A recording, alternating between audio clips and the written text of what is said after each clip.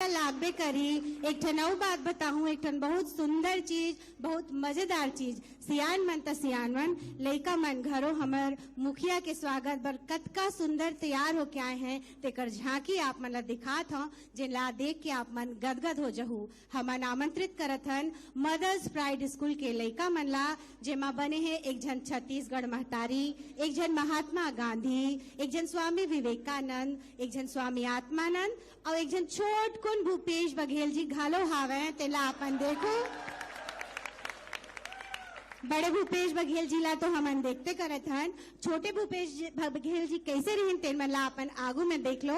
ओमन आगू आके कुछ कहना घलो चाहते हैं, तेन ला बारी बारी करके पूछबो। काबर स्कूल के लइका मन है ता एक एक करके सबके नाम लूहू, ता ओमन अपन अपन बात ला माननीय मुख्यमंत्री महोदय ला बताही। ता सबले पहली जौन छत्तीसगढ़ महतारी बने हैं आश्लेषा शर्मा से जानना चाहबो, ओमन मुख्यमंत्री महोदय ला का भेंट देना चाहते और का कहना चाहते।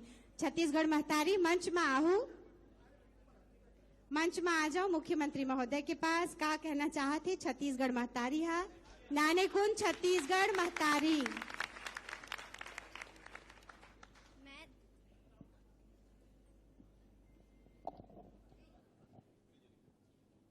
मैं छत्तीसगढ़ महतारी, जय जवाहर जय छत्तीसगढ़। और ये आमा पान लाने हस्ते महोदय ला देना चाहत हस कानूनी देना है। जल जंगल और जमीन के हमार संस्कृति है, तो एकर ले सुंदर भेंट ता होबे नहीं करे। अब बुलावो महात्मा गांधी जी ला, छोटे से महात्मा गांधी मंच में आही अब अपन बात ला बताही।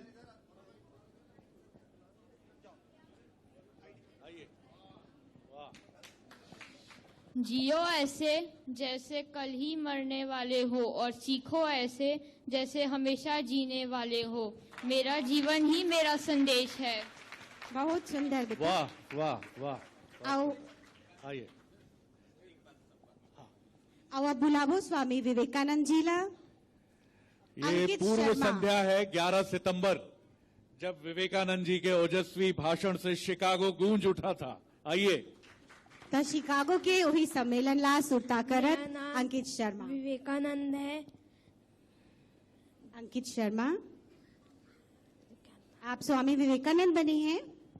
हाँ, क्या बोलना चाहते हैं बेटा?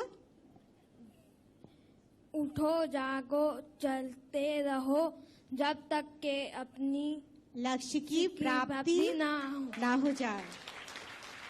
अब बुलाबो बहुत स्वामी सुंदर, बहुत सुंदर। स्वामी आत्मानंद बने हुए आदित्य उपाध्याय ला, छोटे से स्वामी आत्मानंद। मैं आत्मानंद बना हुआ।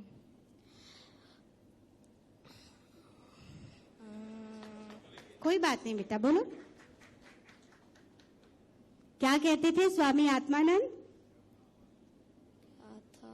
कितने खुश हैं सब तुमको देख के, बोलो मैम ने क्या सिखाया? आपके मन की बात मैं कोशिश करता हूं। आत्मा के आनंद को अनुभूत करना, उसको महसूस करना, यही आत्मानंद है। और अब ठीक है, बुलाबो। बहुत स्वागत है आपका। अब बुलाबो और अब तालियों से स्वागत कीजिए ये हमारे छोटे से देखिए ये हमारे छोट काका है प्रियंक चंद्रिका पुरे। Thank you. मैं भूपेश बघेल आप सबके सामने कुछ कहना चाहता हूँ। जय जवाहर, जय जोहार, जय छत्तीसगढ़। जय जवाहर संगवारी हो। मैं भूपेश बघेल आप सबके अभिनंदन करत हूँ। बहुत स्वागत है आपका, बहुत स्वागत है, बहुत धन्यवाद। बहुत धन्यवाद बच्चों। और अब शरद द्विवेदी सर से आग्रह माननीय महोदय के स्वागत हेतु एक फोटो लिया जाएगा, एक चित्र लिया जाएगा। कैमरे पे लगे सभी बंधुओं से आग्रह कि ये सुंदर चित्र अवश्य उतारें।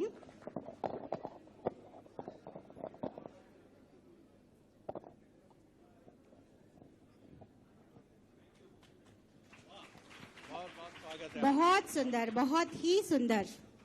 मदर्स प्राइड स्कूल को भी हम धन्यवाद करते हैं कि इतनी सुंदर झांकी हम तक पहुंची। यहाँ तक कि छोटे से भूपेश बघेल जी को भी देखने का हमें अवसर मिला। और अब आग्रह है शरद द्विवेदी सर से एक औपचारिक स्वागत के लिए माननीय मुख्यमंत्री महोदय की।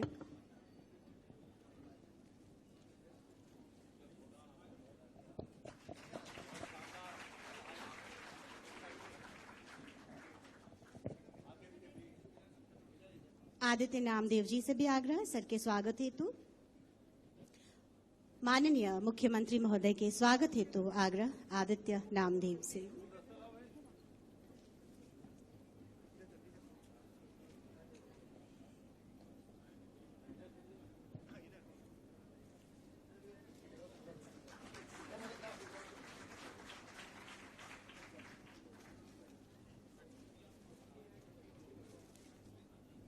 और अब मंच सौंपते हैं आदरणीय श्री शरद द्विवेदी सर को उनके उद्बोधन के लिए। आदरणीय श्री शरद द्विवेदी जी। बहुत बहुत शुक्रिया। हॉल खचाखच भरा है, कुछ असुविधा भी आप लोगों को हुई होगी तो माफ कर दीजिएगा। दिल बड़ा है हमारा और भूपेश जी की लोकप्रियता भी बता रही है कि हॉल में जो स्थिति है, आप जिस पल का इंतजार कर रहे हैं हम उसी की तरफ बढ़ रहे हैं।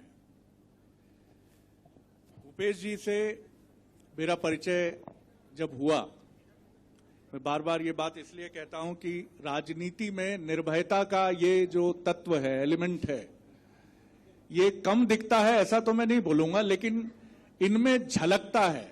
It is very much evident. इनकी पर्सनैलिटी में वो दिखता है। और इनसे जब मेरी बात हुई तो उस समय मध्य प्रदेश ये एक आयोजन के लिए आए थे। मैंने इनसे पूछा उस समय क्या परिस्थितियां थी, आप सब जानते हैं। बड़े एक ताकतवर नेता से इनकी भिड़न थी। तो इन्होंने कहा मुझे डर नहीं लगता शरद जी, किसान का बेटा हूं, डरता नहीं हूं, डर नाम की चीज को अनुभव नहीं करता हूं। और ये कहते हुए एक बात होती है, जब हम कहते हैं तो हमारा शरीर, हमारी बॉडी लैंग्वेज साथ देती है, सच होती है वो बात अगर तो।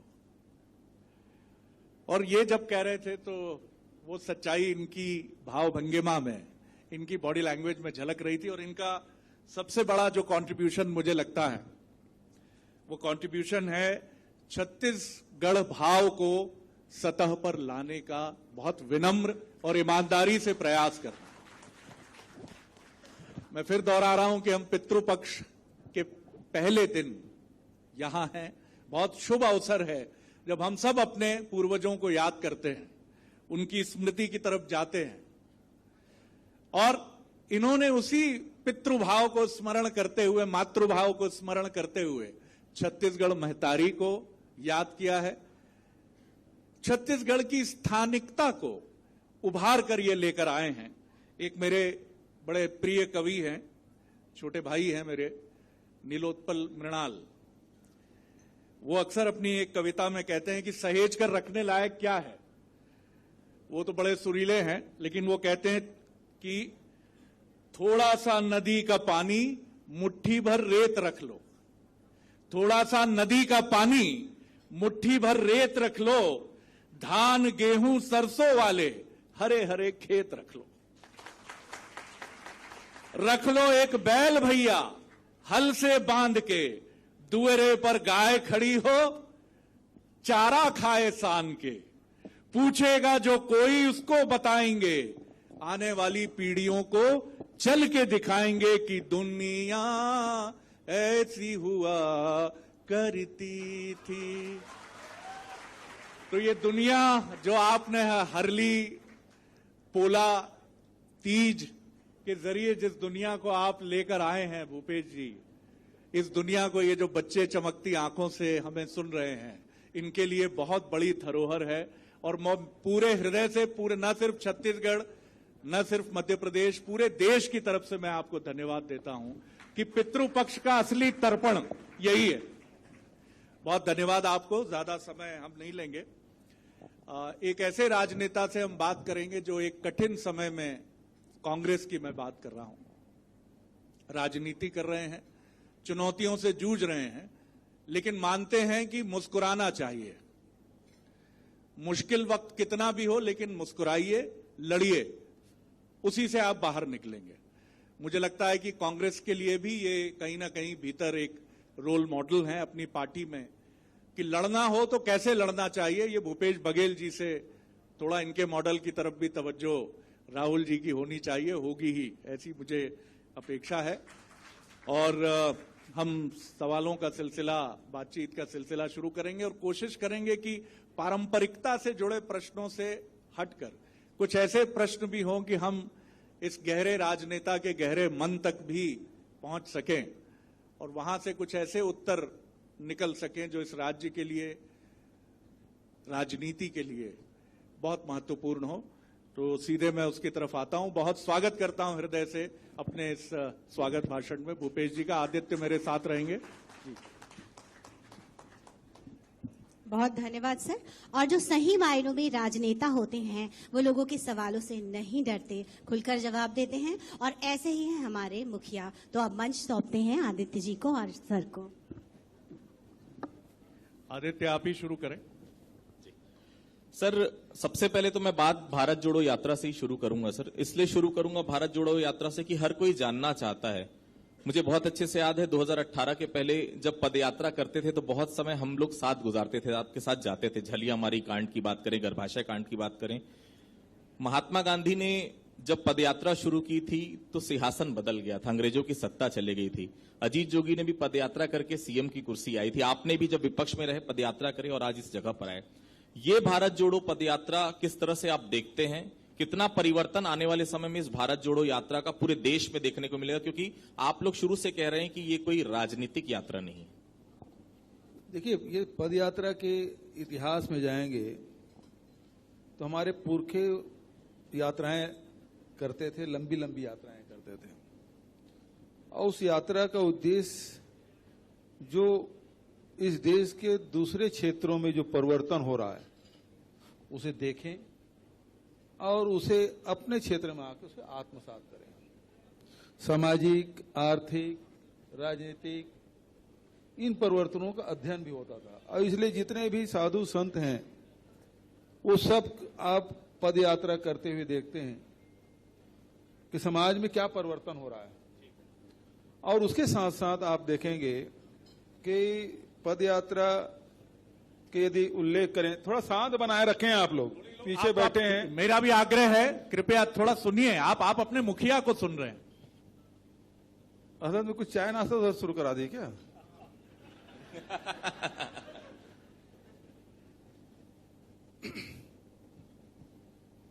यदि इतिहास में आप देखेंगे और जिसने भारत को जोड़ने का काम किया वो आदि गुरु शंकराचार्य, जो केरल से निकल के आप बद्रीनाथ तक की यात्रा आप उसका देखेंगे और 4 पीठ उन्होंने स्थापित की और वो व्यवस्था आज भी चली रही।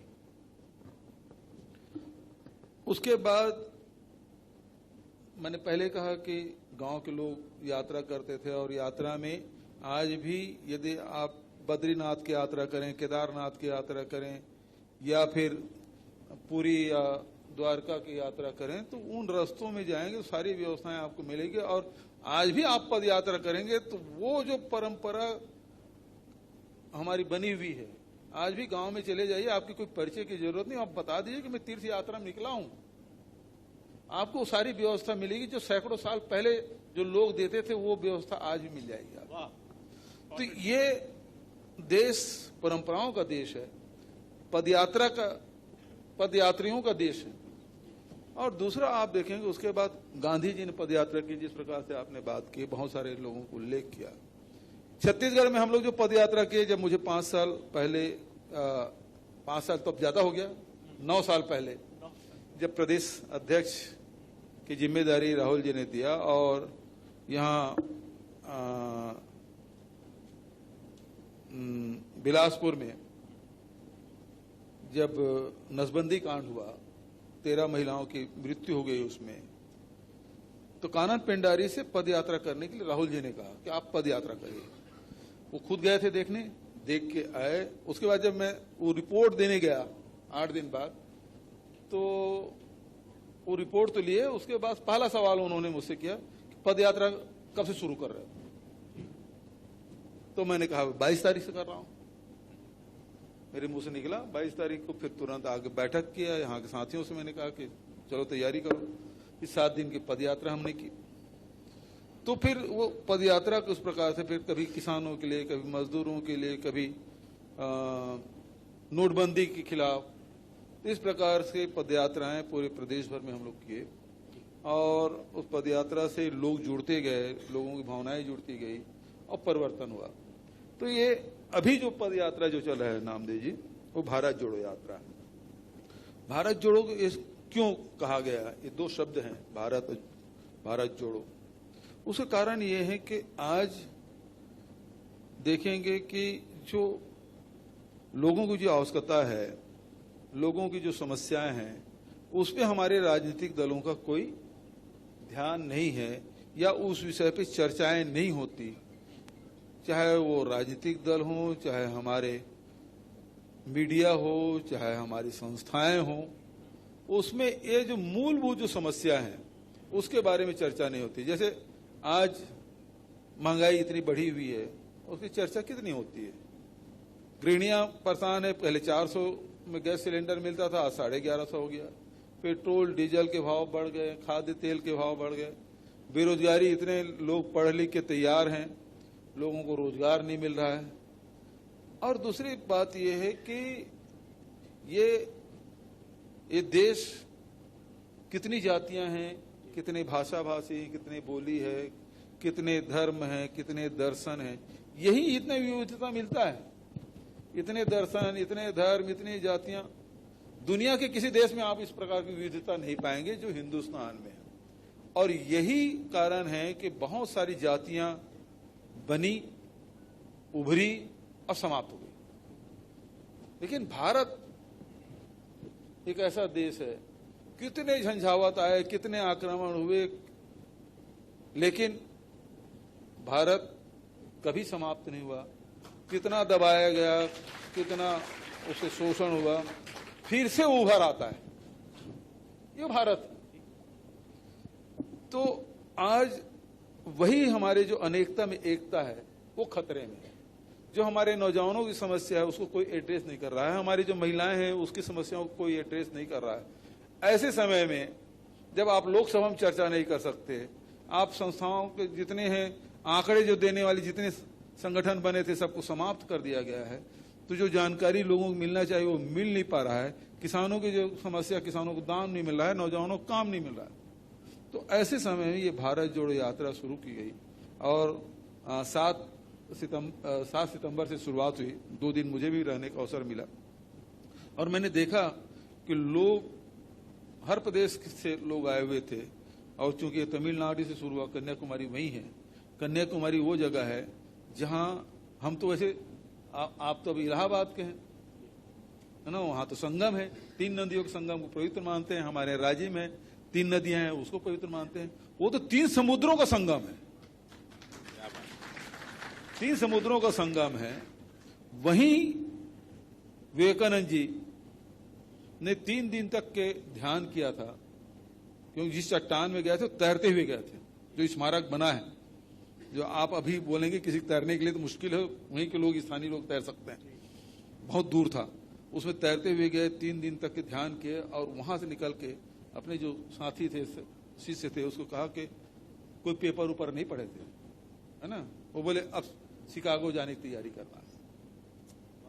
और जब मद्रास आए तो देखते हैं कि वहां शिकागो में 11 सितंबर को धर्म सभा का आयोजन हुआ है और जिसका प्रतिनिधित्व भारत की तरफ से स्वामी विवेकानंद जी ने किया। तो वो जगह है जहां शिकागो में जाके स्वामी विवेकानंद जी कहते हैं कि मैं उस देश से आया हूं जहां दुनिया भर के सताए हुए जातियां हैं, धर्म हैं, उसको आश्रय देने वाला कोई देश है तो भारत। आज धर्म के नाम से जितने रक्तपात हुए, जितने खून बहाया गया है, यदि हम रोक लेते तो देश, ये दुनिया कहीं कहीं और होता। तो आज भी जो सांप्रदायिकता है वो सर उठा रही है। और विवेकानंद जी ने कहा कि धर्म के नाम से रक्तपात नहीं होना चाहिए, लड़ाई नहीं होना चाहिए, हिंसा नहीं होना चाहिए।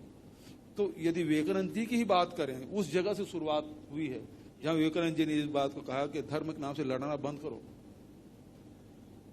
क्योंकि उसे समाज पिछड़ते जाता है, दुनिया पिछड़ गई है। तो हमको यदि आगे बढ़ना है तो स्वामी विवेकानंद जी की उस बात को भी ध्यान रखना है, और उस बात को लेकर राहुल जी भारत जोड़ो यात्रा पे निकल पड़े हैं। तो मैं समझता हूं कि अभी जितने दिन 3-4 दिन हुए हैं, और तीसरा चौथा दिन जबरदस्त लोगों का रिस्पांस मिल रहा है और लोग जुड़ रहे हैं। वो तो मैं तो अकेला चला था जानिबे मंजिल मगर, मैं अकेला ही चला था जानिबे मंजिल मगर, लोग साथ आते गए, कारवां बनता गया। तो कारवां बढ़ते जा रहा है। बिल्कुल सही है, और आपकी सियासत की फिलॉसफी भी यही कहती है। आप सिंबल बड़े दिलचस्प तरीके से व्याख्या करते हैं। ये कहते हैं कि राम रैम्बो हैं बीजेपी के लिए, ऐसा इनका आरोपण है बीजेपी के ऊपर। और राम का जो शाश्वत और मृदुल स्वरूप है वही शाश्वत है, ऐसा उस पर भी मैं आऊंगा।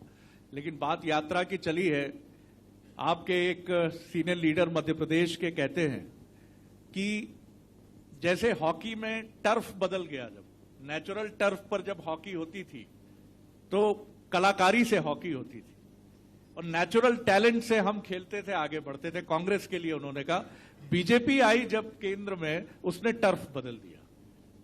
टर्फ बदलने से बहुत सारी चीजें बदल गई। तो ये टर्फ बदल गया है, इस पे तेजी से दौड़ना है। इसमें भूपेश जी का मंत्र क्या है? मेरा मंत्र आपका किस तरह से आप देखते हैं कि ये जो बदल दिया है टर्फ बीजेपी ने, सोशल मीडिया है, प्रचार की प्रणाली है, एग्रेसिव कैंपेन है।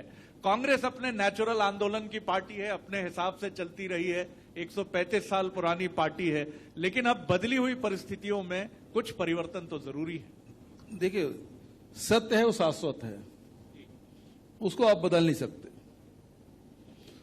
हम सत्य के रास्ते में चलने वाले हैं, अहिंसा के रास्ते में चलने वाले हैं। ये जो नई परिस्थितियां बनी हैं उसके अनुरूप हमको उसको ढालना पड़ेगा। लेकिन जो शाश्वत है वो सत्य है, वो सनातन है, वो कभी खत्म नहीं हो सकता। तो इसलिए उस रास्ते पे उद्देश्य वही है।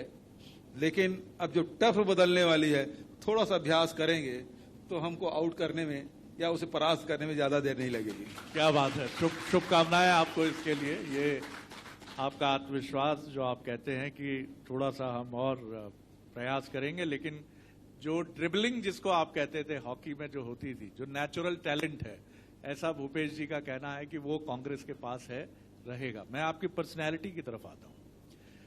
प्रदेश अध्यक्ष, बिलासपुर का वो आंदोलन, पदयात्रा, सियासत की सीढ़ियां दर सीढ़ियां चढ़ते हुए जब आगे बढ़ते हैं आप और फिर मुख्यमंत्री की कुर्सी तक आते हैं, बहुत कुछ बदल जाता है।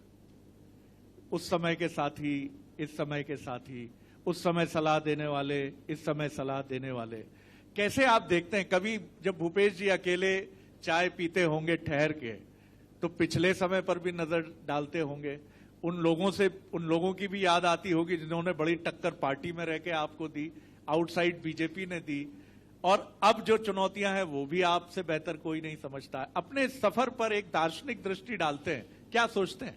देखिए, जब आपका उद्देश्य राजनीति में रहकर जन सेवा है तो उद्देश्य कभी नहीं बदल सकता।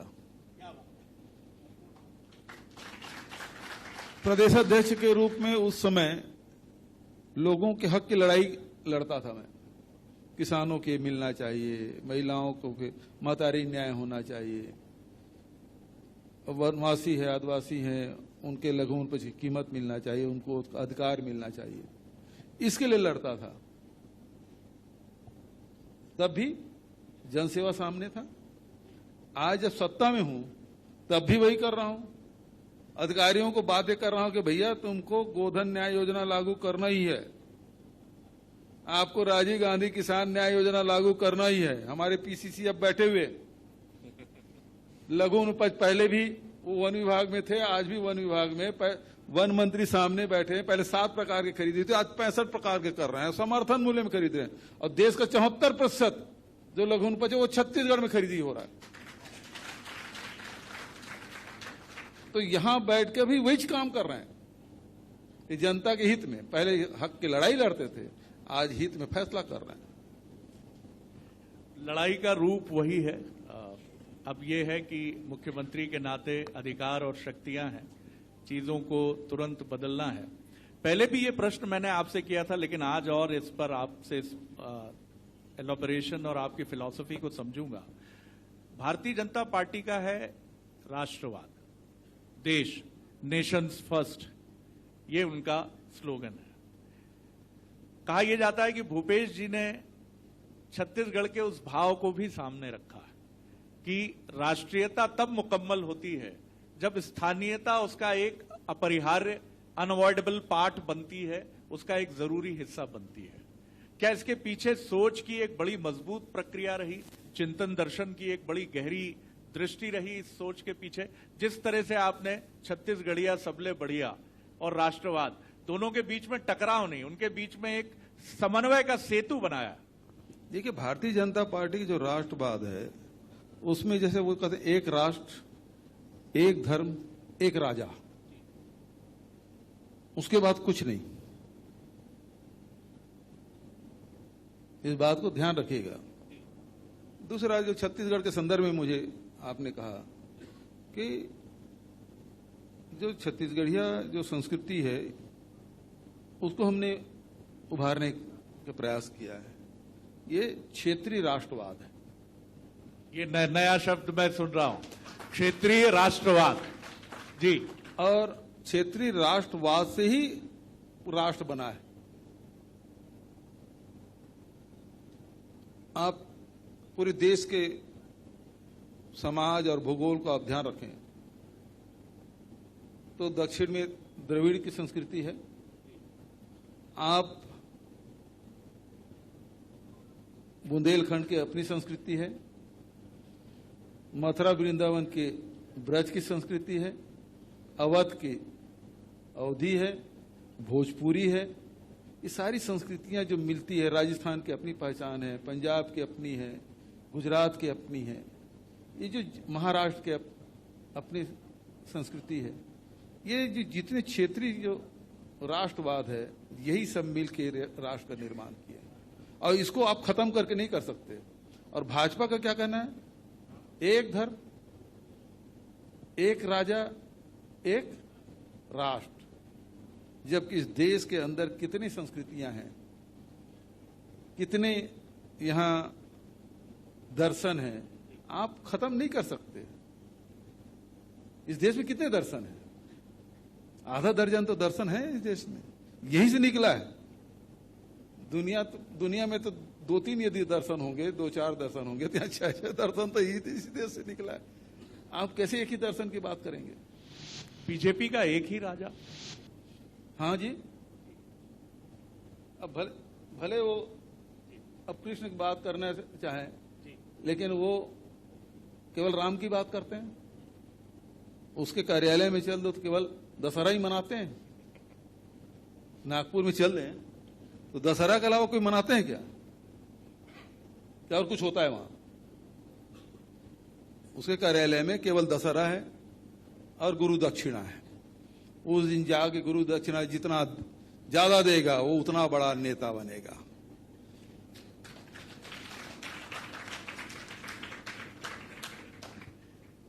एक और जो प्रश्न मन में आता है, जब आपको मैं सुनता हूं, आप आज हमारे साथ रामनामी संप्रदाय के लोग हैं और बहुत अच्छा लगा उनको मंच पर देखकर, उनको सुनकर।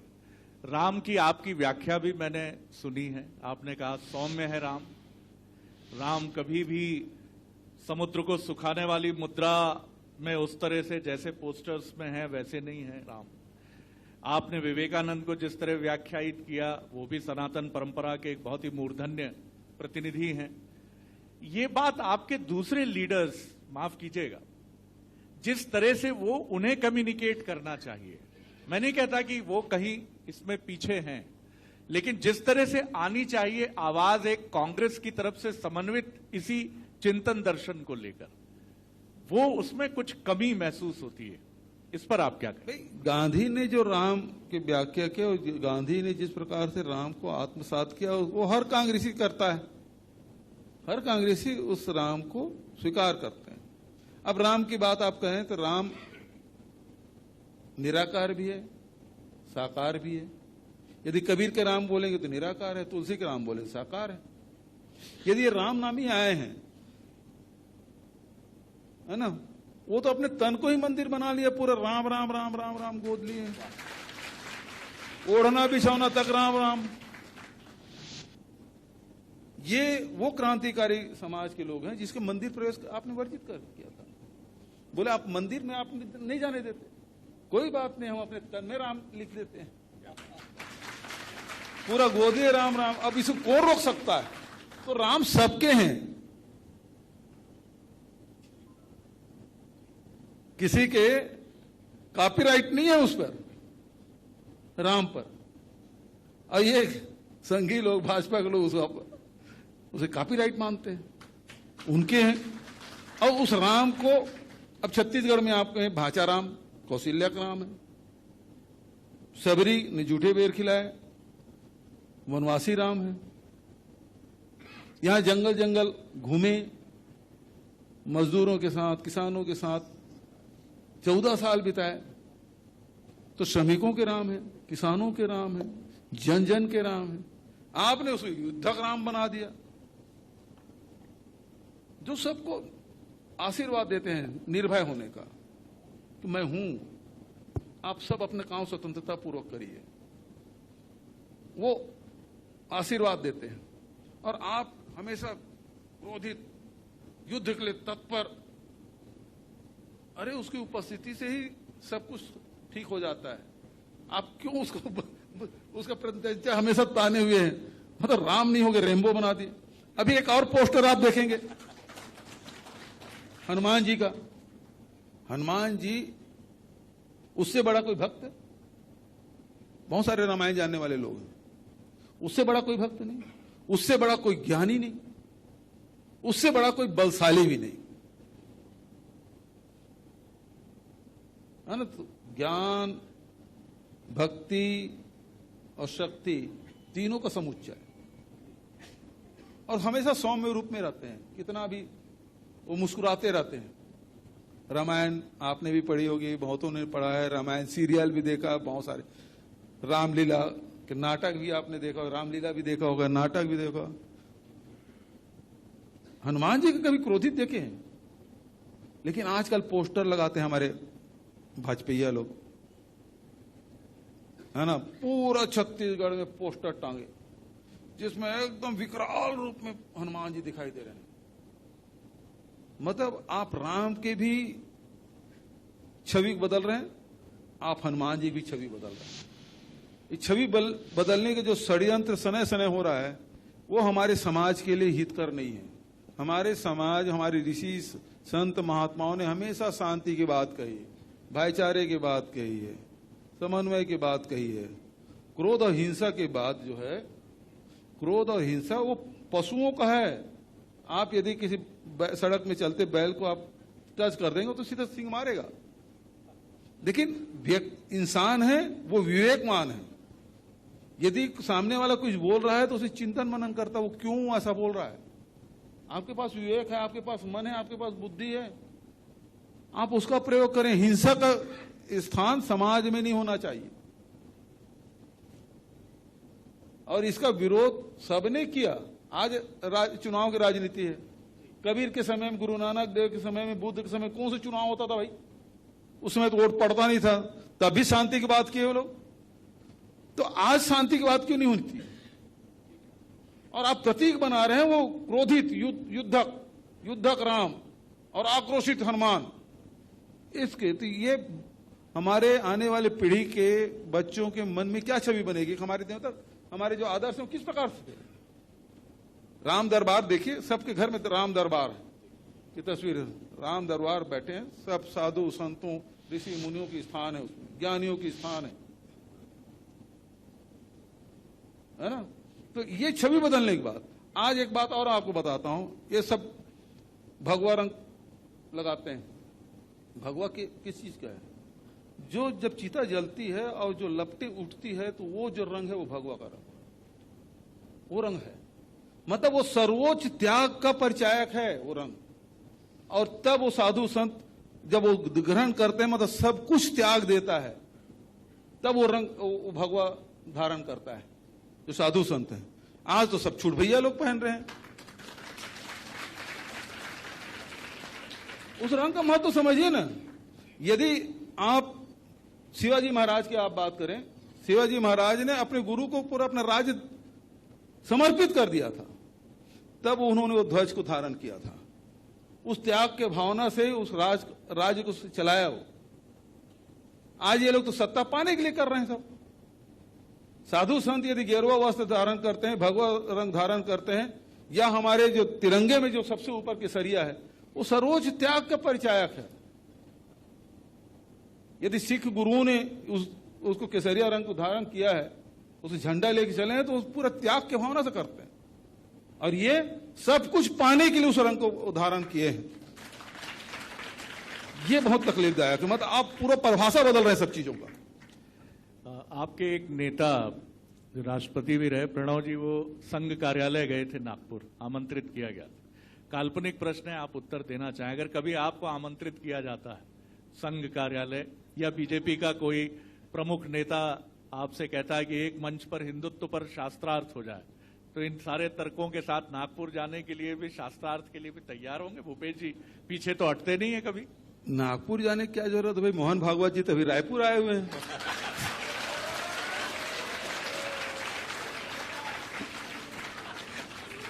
मैं उन्हें निमंत्रण दिया कि भाई आप गाय की बहुत बात करते हैं, हमारे गौठान देखने चलिए, है ना। राम की बात है तो कौशल्या माता का मंदिर हमने जीर्णोद्धार किया, सौंदर्यीकरण किया, दर्शन करने चलिए, हमने निमंत्रण दिया। और स्वामी आत्मानंद अंग्रेजी स्कूल की शुरुआत हमने की है, उसको भी देखने चलिए। वहां बच्चे किस प्रकार से हमारे पढ़ाई कर रहे हैं, उसको भी देखिए। आपने आमंत्रित किया? निमंत्रण दिया भाई, सार्वजनिक रूप से सब मीडिया के सामने बोला। मैं एक हफ्ते से ही बोल रहा हूं, लेकिन उधर से कोई जवाब नहीं आया। शरद जी, यदि आपके माध्यम से यदि पहुंच जाए और यहां चले तो मैं पूरी व्यवस्था करूंगा। आप कश्मीर फाइल्स भी देख लेते हैं और बुला भी लेते हैं कि अपने प्रिय मित्रों को भी भारतीय जनता पार्टी के, कि आप भी देख लो। अभी भी आप नहीं आए शरद जी। विधानसभा हमारे सब साथी लोग बैठे हैं, अकबर जी बैठे हैं, डॉक्टर प्रेम सिंह जी बैठे हैं, विधानसभा में थे। मैंने कहा चलो कश्मीर फाइल देखने चलते हैं। उस दिन जब तक नहीं देखे थे तब तक के वो खूब हल्ला कर रहे थे विधानसभा में। और जैसे मैंने निमंत्रण दिया, टिकट खरीदा, टिकट की व्यवस्था की, वैसी वो भाग गए कश्मीर फाइल देखने। भारतीय जनता पार्टी एक विधायक मेरे साथ नहीं गया। मध्य प्रदेश के मुख्यमंत्री शिवराज जी अक्सर ये बात कहते हैं, आपको याद होगा 2013-14 में जब अमेरिका की एक पत्रिका ने तत्कालीन प्रधानमंत्री डॉक्टर मनमोहन सिंह को अंडर अचीवर शीर्षक से एक कवर स्टोरी प्रकाशित की कि क्षमता से कम प्रदर्शन करने वाले प्रधानमंत्री, तो शायद बीजेपी शासित मुख्यमंत्रियों में शिवराज जी अकेले थे जिन्होंने कहा कि मैं इससे असहमत हूं। प्रधानमंत्री पूरे देश का होता है। वो अक्सर ये कहते हैं कि संवाद की प्रणाली मजबूत होनी चाहिए, हम दुश्मन नहीं है एक दूसरे के। आप जिस तरह से आमंत्रित करते हैं, आगे बढ़कर चर्चा की बात करते हैं, मुझे लगता है लोकतंत्र की वास्तविक शक्ति यही है। इसमें डिटेरिएशन, गिरावट बहुत है भूपेश जी, कौन जिम्मेदार है इसके लिए? हम ही सब जिम्मेदार हैं। क्या बात, मुझे लगता है ये बहुत साफ गोई से राजनीतिक जवाब दल है। के लोग ही जिम्मेदार हैं। यदि भाई एक चीज आप देखिए कि यदि आप नेहरू जी के समय की याद करें, सीट खाली करके विरोधियों को जिता के भेजे, ये भी उदाहरण है। इंदिरा जी विरोधी दल के नेता यदि आते थे तो संजय जी को बोले क्या ये बहुत वरिष्ठ नेता हैं, उठ के सम्मान करो। और राजीव जी ने बड़ा उदाहरण पेश किया। जब अटल जी की तबीयत खराब थी और उसको इलाज कराने अमेरिका जाना था, तो उन्होंने खुद बुला के उस कमेटी का अध्यक्ष बनाया, उसको अमेरिका भेजे और वहां जाकर उन्होंने इलाज कराया। तो अटल जी खुद कहा यदि आज मैं जीवित हूं तो उसके लिए राजीव गांधी के सहयोग के कारण से मैं जीवित हूं, ये बात उन्होंने कही। और आज स्थिति क्या भाई, अटल जी नरसिम्हा राव को गुरु कहते थे, नरसिम्हा राव अटल जी को गुरु कहते थे। एक दूसरे के सम्मान का भाव ये रहा। और आज तो विरोधी दल के लोगों को दुश्मन की तरह व्यवहार करते हैं। खत्म कर दो, कुचल दो, यही इनका राष्ट्रवाद है। आयातित राष्ट्रवाद यही है जो उन्होंने मुसोलिनी से बीएस मुझे जो लेकर आए थे ना, ड्रम, हाफ पैंट, काली टोपी, और जो उसके साथ जो राष्ट्रवाद है वो वही राष्ट्रवाद है जिसमें कुचलने की बात है। आप विरोधियों को दुश्मन की तरह मानो, उसको समाप्त कर दो। जबकि हमारे देश में हमारे ऋषि मुनियों ने कहा कि जैसे भगवान महावीर ने अनेकांतवाद की बात कही, वो अनेकांतवाद ये है और उसको गांधी जी स्वीकार किया। गांधी जी कहते थे कि जब मेरा कोई विरोध करता तो मैं चिड़चिड़ा जाता था, लेकिन अनेकांतवाद को जिसने स्वीकार किया भगवान महावीर का, कि यदि सत्य मैं देख रहा हूं वही सत्य नहीं है, सामने वाला देख रहा है वो भी सत्य हो सकता है। इसलिए उसके तरफ से खड़े होकर देखो कि वो क्या देख रहा है, क्या बोल रहा है। और जब से मैंने वो देखना शुरू किया, मैं अपने आलोचना करने वाले के प्रति मेरे कभी मन में गुस्सा नहीं आया, क्रोध नहीं आया। ये बड़ी बात है, ये बड़ी बात है, तो अच्छी ये बात। जो हमारे अलग अलग ऋषि मुनियों ने जो बात कही है उसे आत्मसात करने की जरूरत है। आज यदि कांग्रेस ने सर्वधर्म समभाव की बात करते हैं तो कांग्रेस ने खोजा थोड़ी है, नया कुछ थोड़ी किया है। कांग्रेस ने ये ऋषि मुनि जो परंपरा है, संतों की परंपरा है, उसको आत्मसात किया है। यदि अहिंसा की बात करें तो गांधी जी पहले अहिंसक नहीं थे। गांधी पहले बुद्ध 2000 साल पहले बुद्ध ने अहिंसा की बात कही। 2000 साल पहले महावीर ने अनेकांतवाद की बात कही। और यदि सर्वधर्म समभाव की बात है, सभी धर्मों से, सभी पंथों से चल के एक ही सत्य को पाया जा सकता है, ये बात किसी दूसरे देश के संतों ने नहीं कही। ये उद्घोष रामकृष्ण परमहंस ने कही कि आप किसी भी पंथ से चले जाइए, कैसे भी प्रार्थना करिए, आपको वही एक ईश्वर मिलेगा। जैसे तालाब के पानी की किसी घाट से आप पिएंगे, जल का स्वाद वही रहेगा। और उसी बात को रामकृष्ण विवेकानंद जी ने, उसके शिष्य ने भी कहा कि नदियां कहीं से भी निकले, एक ही समुद्र में जाना है। तो ये बात रामकृष्ण परमहंस ने कही। इसको यदि कांग्रेस ने आत्मसात कर लिया तो आप तुष्टीकरण की बात करते हैं। मैं अपने धर्म को मानता हूं, मुझे अपने धर्म में गर्व है, लेकिन दूसरे धर्म को भी सम्मान हमको देना चाहिए। उसके प्रति घृणा, उसके प्रति वैमनस्यता हमारे मन में नहीं होना चाहिए। यही हमको आगे ले जाएगा। और यदि आप उसको स्वीकार कर घृणा करेंगे तो ये देश पिछड़ जाएगा। आपने बड़ी महत्वपूर्ण बात की कि किसी को कटुता या द्वेष से आप नहीं देखते हैं। बीजेपी में कितने प्रिय मित्र हैं आपके? बहुत हैं, एक आध दो जने छोड़ दो।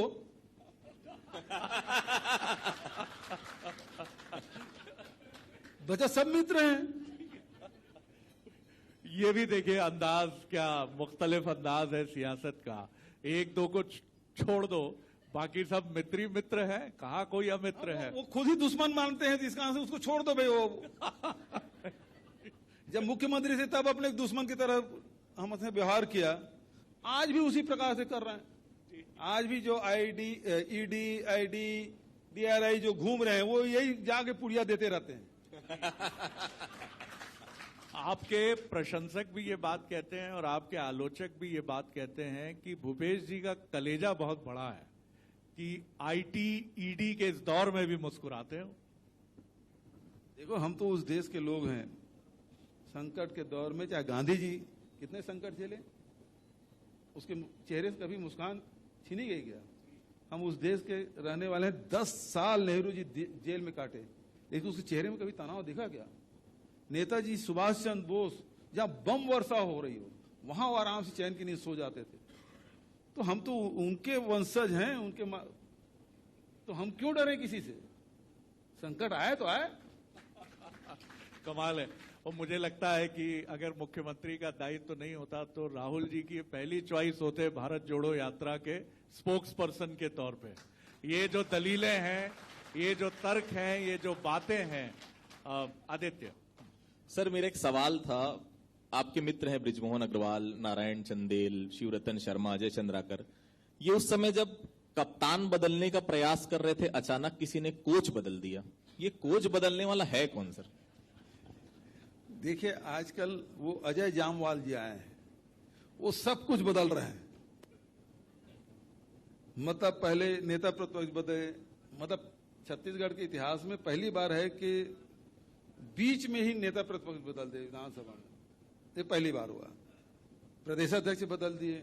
अब ये है कि प्रभारी, मतलब उसका दोष केवल इतना है पुरेंदेश्वरी जी का, हालांकि मैं कभी मिला नहीं, जब वो मंत्री थी तब कभी मिला रहा हूँगा, जब हमारे पार्टी में थी, है ना, और अर्जुन सिंह जी के राज्य मंत्री के रूप में काम करती थी, उस समय शायद मिला हूँगा मैं, ऐसे मुझे याद आ रहा है। लेकिन वो जब प्रभारी बनी तो कभी मुलाकात नहीं हुई। लेकिन एक बात उन्होंने कहा थी, यहां हम कांग्रेस से लड़ ही नहीं सकते, क्योंकि कांग्रेस किसानों की बात करती है और ये जो मुख्यमंत्री वो पिछड़े वर्ग से आता है।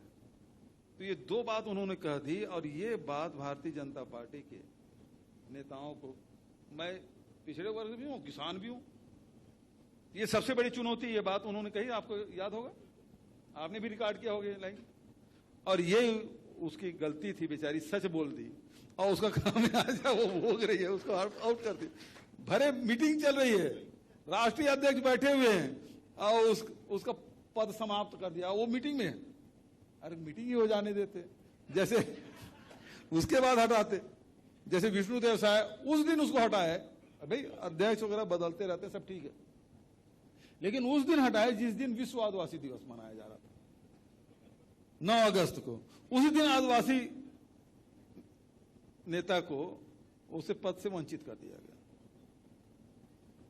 राष्ट्रीय अध्यक्ष हैं नड्डा साहब, आप इस प्रदेश के मुख्यमंत्री, एक बड़ा आरोप उन्होंने मंच के माध्यम से कहा कि 2 दिन पहले ही 71 आदिवासी मारे गए, उनकी हत्या हुई। शायद यहां जितने लोग बैठे हैं वो सुनना चाहते हैं जवाब, क्योंकि ये जवाब पल्ले पड़ नहीं रहा कि 71 आदिवासियों की हत्या हुई कब, मौत हुई कब। क्या कुछ प्रकाश डालेंगे? एक ट्वीट भी आपने किया था उनके लिए।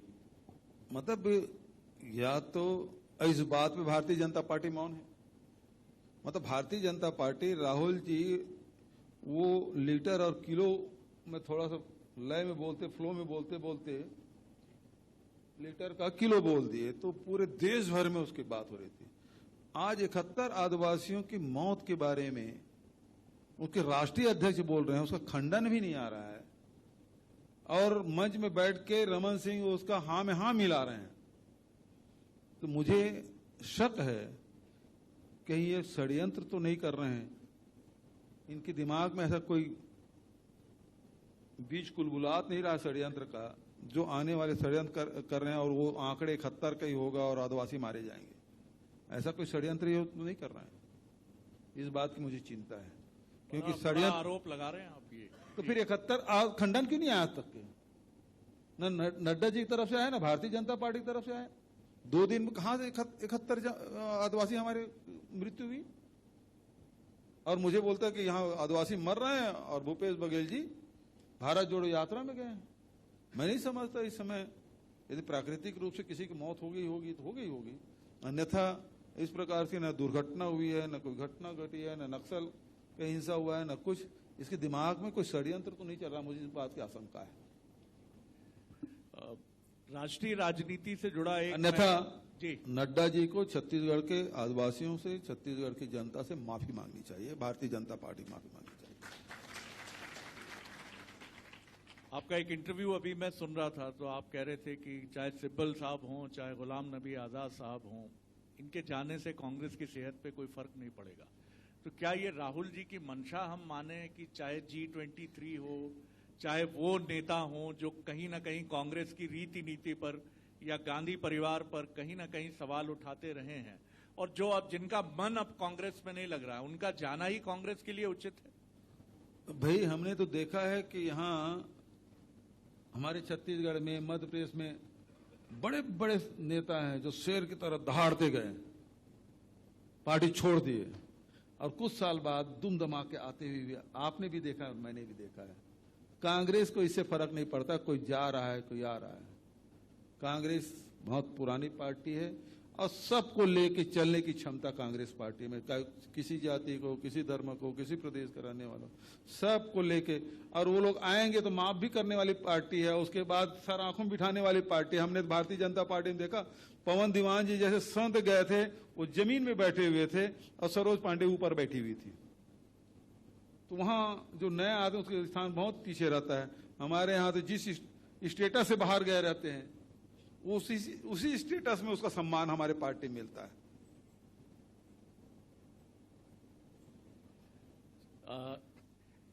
एक राजस्थान के आपकी पार्टी के नेता हमसे कह रहे थे लाइटर वेन में कि जब अशोक गहलोत जी आपसे मिलते हैं तो बड़ा हौसला मजबूत होता है उनका कि हमारे भूपेश जी जिस ताकत से मिलते हैं, और आप उनको भी कहते हैं कि किला लड़ाइए राजस्थान में, छत्तीसगढ़ में मैं चट्टान की तरह खड़ा हूं।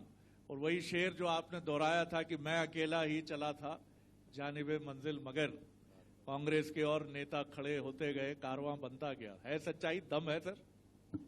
दम है, इस शेर में ही दम है, तो फिर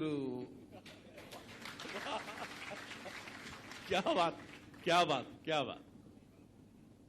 तो सवाल ही नहीं उठता। देखिए, आज देश बदलाव जा रहा है। वही बात आप लोगों को प्रताड़ित करेंगे, सेंट्रल एजेंसी का दुरुपयोग करेंगे, लोगों की समस्याओं पे आप कभी कोरोना भगाने के लिए ताली बजवाएंगे, थाली बजवाएंगे, मोमबत्ती जलवाएंगे। इससे देश चलने वाला नहीं है। लोग देख रहे हैं कि जो हमारे पूर्वज, मैं कांग्रेसी या सरकार के हैसियत से नहीं बोल रहा हूं, मजदूरों ने मेहनत की, तब ये सड़कें बनी हैं, तब ये रेल का पथ बना है, बड़े बड़े इंस्टीट्यूट हमारे इंजीनियर बनाए हैं। तो मजदूरों के, किसानों के आज अनाज पे आत्मनिर्भर हुआ, किसानों की मेहनत से हुआ है। तो सबको एक एक करके बेचते जा रहे हैं आप। इस चीज को क्या जनता नहीं देख रही? जनता चुपचाप देखती रहती है और मौका मिलते ही वो अपना फैसला सुनाती है। चलिए, इसको 2023 और 24 बताएंगे कि जनता क्या सोच रही है। आदित्य, 2-3 सवालों के साथ हम फिर खत्म करेंगे। जिस सरकार के बारे में ये कहा जाता है कि सरकार केवल ग्रामीण अर्थव्यवस्था पर ध्यान देती है, जितना हम स्टडी करते हैं उसमें बहुत सारा ऐसा भाग है जो शहरी अर्थव्यवस्था के लिए दिया जाता है, लेकिन वो पॉइंट आ नहीं पाता। अब सरकार की मंशा आत्मानंद स्कूल के साथ अब आत्मानंद कॉलेज भी आप शुरू कर रहे हैं। शहरी अर्थव्यवस्था पर ध्यान तो दे रही है सरकार, क्या हम अपनी बात जनता तक नहीं पहुंचा पा रहे हैं, या फिर ये परसेप्शन ही हो गया कि केवल भूपेश बघेल की सरकार केवल गांव में ध्यान देती है और ग्रामीण अर्थव्यवस्था पर ध्यान देती है? देखिए, अर्थव्यवस्था के बहुत सारे पैमाने हैं। एक अर्थव्यवस्था है जो औद्योगिकरण है, एक अर्थव्यवस्था है वो कृषि का है, एक व्यवस्था है ट्रेडिंग का है। यदि प्राचीन व्यवस्था हम देखें, जिसको स्वर्णिम काल कहा जाता भारत का, जिसे सोने की चिड़िया कहा जाता था, जिसमें पूरे दुनिया का 24% जीडीपी हिंदुस्तान का था, वो स्वर्णिम काल था। तो वो उस युग को भी आप ध्यान रखेंगे तो हमारा जो गांव है वो उत्पादन का केंद्र था। सारी चीजें गांव में उत्पादन किया जाता था और ट्रेडिंग का काम शहर से किया जाता था। वो स्वर्णिम काल था। तो आज यदि छत्तीसगढ़ में उस दौर से हम गुजर रहे हैं या मंदी का असर नहीं हो रहा है, तो वो काम वही कर रहे हैं हम लोग। जंगलों में, गांव में उत्पादन का केंद्र हम बनाए हैं। जितने भी हमारे लघु उपज है, हमारे धान है, हमारे गांव में गौठान है, वहां सब चीज उत्पादन कर रहे हैं। हमारी सरकार आने से पहले केवल 150 प्रकार की वस्तुएं यहां बनती थी सरकारी तौर पर, लेकिन आज 800 प्रकार की वस्तुएं बनाई जा रही है। जो स्व सहायता समूह है और जो लोकल इंडस्ट्री है, उसके माध्यम 800 प्रकार, और उसके ट्रेडिंग करने की व्यवस्था, हम उत्पादन तो कर लेते हैं गांव में, बेचने की व्यवस्था नहीं करते। और फिर जो सेल्समैनशिप है शरद जी, वो काम न मुझे आता है न मेरे अधिकारियों को आता है, वो अलग विधा है। उसमें भी ये अग्रवाल बंधु बैठे हैं, इन लोगों की मास्टरी भाई उसके जींस में, कि हमारी छत्तीसगढ़ी में कहावत है, बोलने वाले के जिल्लो बिक जाता है और नहीं बोलने वाले चना नहीं बिकता। तो ये वो वर्ग है जो बेचना जानते हैं, कैसे इसको बेचा जाए, कैसे उसको प्रोजेक्ट किया जाए। तो वो काम हम लोगों का नहीं है। हम उत्पादक वर्ग हैं, तो उत्पादन करें, कि बेचने का काम और लोगों को दें। तो गांव उत्पादन का केंद्र बने, विक्रय का काम शहर करे, और यही काम हम छत्तीसगढ़ में कर रहे हैं। जैसे अब हम जितना उत्पादन करें, सीमार्ट भी बनाए सब शहर में, सीमार्ट के माध्यम से बिक्री शुरू हुआ है, और फिर दूसरे लोगों को भी इससे जोड़ रहे हैं, प्राइवेट पार्टी को भी जोड़ रहे हैं, सरकारी नहीं प्राइवेट एजेंट भी लोगों को उसमें जोड़ रहे हैं। तो ये शहर है वो विक्रय का, विपणन का केंद्र बने, और ये काम हम लोग कर रहे हैं। उसका फायदा देखिए। उसका फायदा ये हुआ, अभी एक उदाहरण के लिए, अभी धान में विदेश धान बाहर जा रहा था, तो हमने मंडी शुल्क में कम कर दिया, कमी कर दी, तो फिर सब जितने व्यापारी हैं छत्तीसगढ़ आए, क्योंकि पांच रुपए ज्यादा मिल रहा था उनको, 5 रुपए में बड़ा खेल हो जाता है। तो आज किसानों को धान, गर्मी फसल का धान 1100, 1200, 1300 तक मिलता था, अभी 1900, 2400 रुपए तक धान की कीमत मिल रहा है। तो क्या उस व्यापारी फायदा नहीं हो रहा है कि गांव भर फायदा हो रहा है? क्यों आज ही खबर आप देखेंगे कि जो चावल, टूटा हुआ चावल है, उसको भारत सरकार ने बैन कर दिया। मतलब यहां का धान चावल है वो बाहर नहीं जाएगा, तो नुकसान किसको होगा? क्या केवल किसान को? व्यापारी भी होगा। वो व्यापार करता तो 4 पैसे मिलता उसको। तो हम इस प्रकार से योजनाएं बनाते हैं जिससे मजदूरों को भी फायदा हो, किसानों को फायदा हो, वनवासियों को फायदा हो, साथ साथ व्यापारियों को फायदा हो।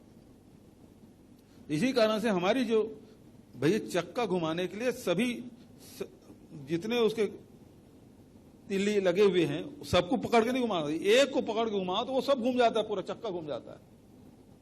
तो हमने गांव के अर्थव्यवस्था को मजबूत किया तो शहर तो अपने आप बढ़ रहा है, क्योंकि जहां मजदूर के पास, किसान के पास, आदिवासी के जेब में पैसा गया, वो ऐसा वर्ग है कि वो एक दिन नहीं रोकता पैसा, वो दूसरे दिन मार्केट में आ जाता है। अभी 1750 करोड़ रुपए दिए किसी किसान के खाते में, आप चेक करेंगे वो 10-20% पैसा बचा होगा, बचा तो 80% पैसा बाजार में आ गया। अब चाहे वो कपड़ा मार्केट में जाए, चाहे वो ज्वेलरी में जाए, चाहे ऑटोमोबाइल में जाए, कहीं जाए, चाहे रियल एस्टेट में जाए। रियल एस्टेट यहाँ मंदा नहीं है छत्तीसगढ़ में, हाँ, कोई भी सेक्टर है जिसमें मंदा नहीं है। तो ये कहना कि मैं केवल ग्रामीण अर्थव्यवस्था, मैं तो उस परंपरा को, उसका अध्ययन किया हूं जिस समय पूरे दुनिया का सबसे ज्यादा डीजीपी हिंदुस्तान था, और वो व्यवस्था वही थी कि गांव हमारा उत्पादन केंद्र होगा, शहर विपणन का केंद्र होगा।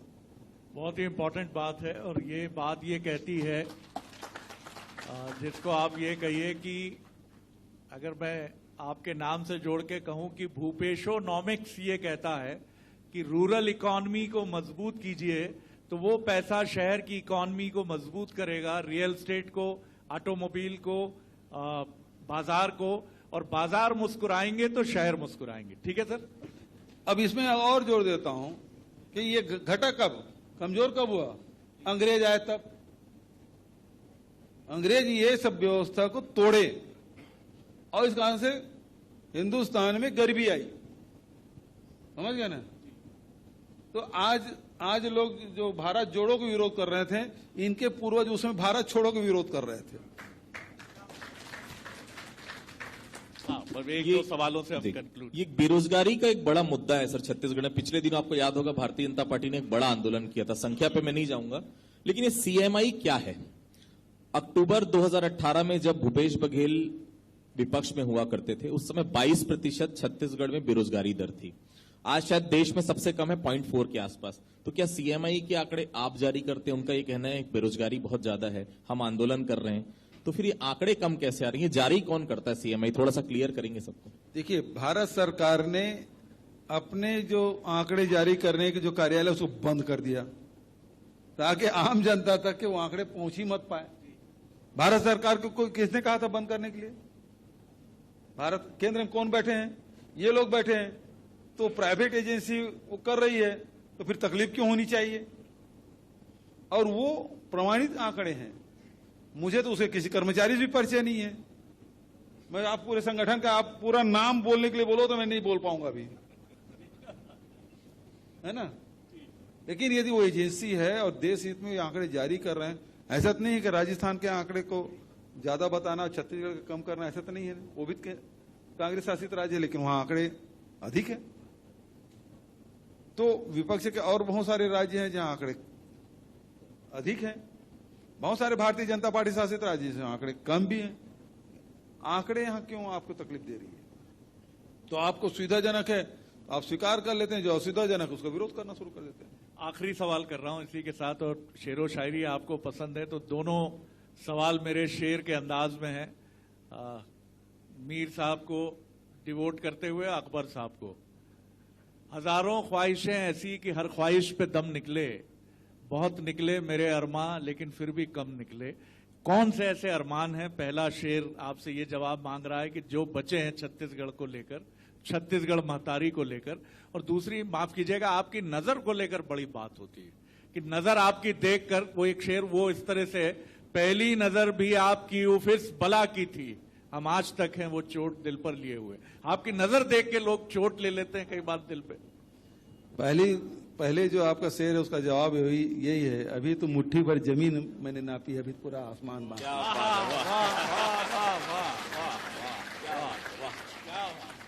बहुत बहुत तहे दिल से आपको शुभकामनाएं इसके लिए। और नजर का जो आपका करिश्मा है, इस पर भी थोड़ा सा आप कुछ गुफ्तगू, कुछ आप खुलासा कुछ जी।